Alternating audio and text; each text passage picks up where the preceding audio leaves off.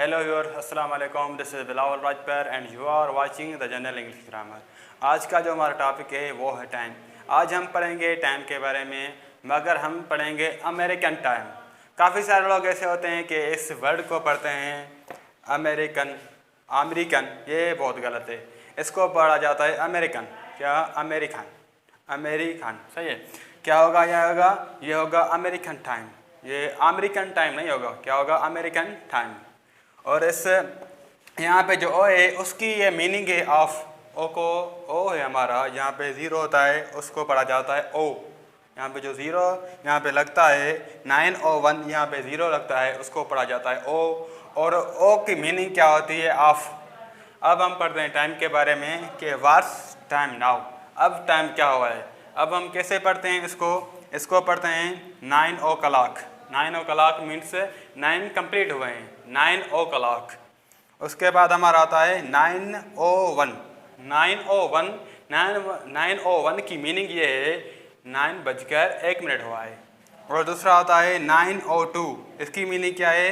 9:02 हुए हैं।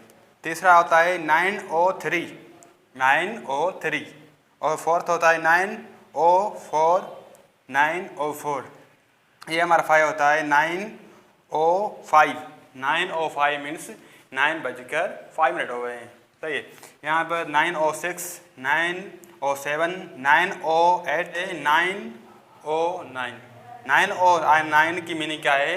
9:09 हुए हैं। यहाँ पर आ जाता है 910। यहाँ पे हम ओ नहीं पढ़ेंगे क्योंकि ये 10 हो गए कंप्लीट। यहाँ पे क्या पढ़ा जाएगा? 910।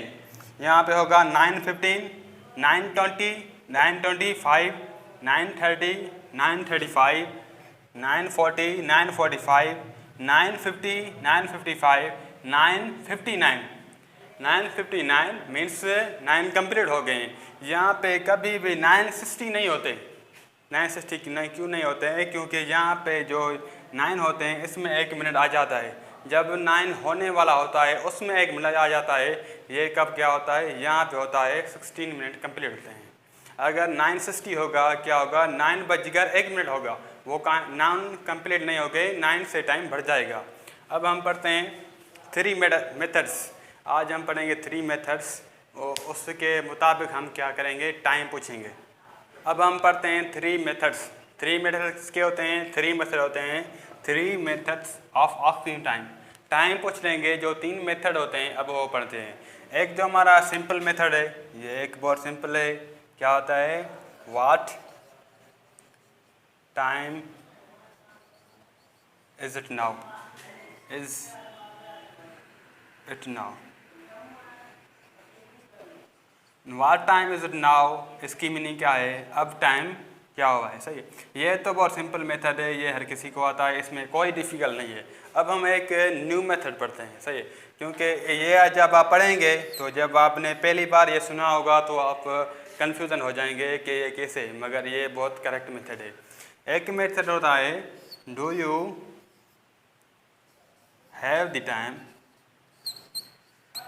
ये एक मेथड है do you have the time. इसकी मीनिंग है ग्रामेटिकली, इसकी मीनिंग जो ग्रामेटिकल है ये है अब टाइम क्या हुआ है। अगर हम क्या लेंगे, इसकी ग्रामेटिकल मीनिंग नहीं लेंगे और ऐसे सिंपल इंग्लिश में मीनिंग लेंगे, इसकी मीनिंग होगी do you have the time, कि आपके पास टाइम है। मगर ये जो मीनिंग है इसकी इनकरेक्ट है, ये बहुत गलत है।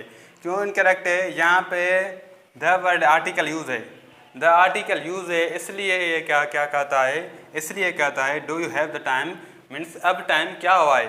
अगर यहाँ पे दे इस्तेमाल नहीं होगा तो क्या होगा? इस तरह से आप अगर हम क्या करें, ये दे को काट दें तो क्या होगा? डू यू हैव टाइम, क्या आपके पास टाइम है। ये बहुत करेक्ट है, इसमें कोई मसला नहीं है। और सिंपल इंग्लिश में ये जो हमारा होता है डू यू हैव टाइम, क्या आपके पास टाइम है, इसकी मीनिंग ये करेक्ट है। मगर इसकी मीनिंग या क्या होगी? इसकी मीनिंग क्या होगी? अब टाइम क्या हुआ है। और दूसरा हमारा होता है कैन यू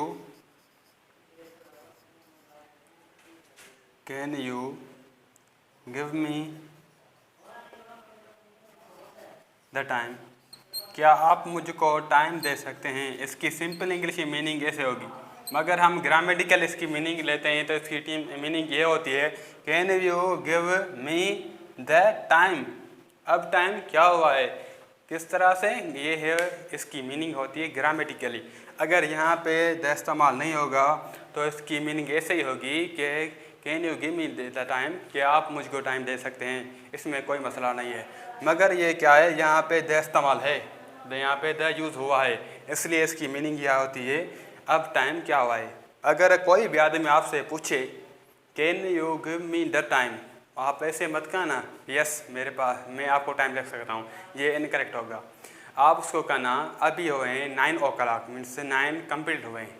ये आपसे बंदा पूछना चाहता है कि अब टाइम क्या हुआ है, वो आपको कंफ्यूज करेगा, ये डिफ़िकल्ट क्वेश्चन करेगा आपको कंफ्यूज करने के लिए, क्योंकि आपने कभी सुना ही नहीं होगा कि can you give me the time, इसकी मीनिंग ऐसे है कि अब टाइम क्या हुआ है। आपने हर जगह सुना होगा, इसकी मीनिंग ऐसे होती है can you give me the time, means आप मुझको टाइम दे सकते हैं। सही है, ये बहुत कन्फ्यूजन क्वेश्चन होता है और ये आपको बहुत अच्छी तरह से याद रखना चाहिए, क्योंकि काफ़ी सारे लोग होते हैं आपको कहीं से पूछ सकते हैं।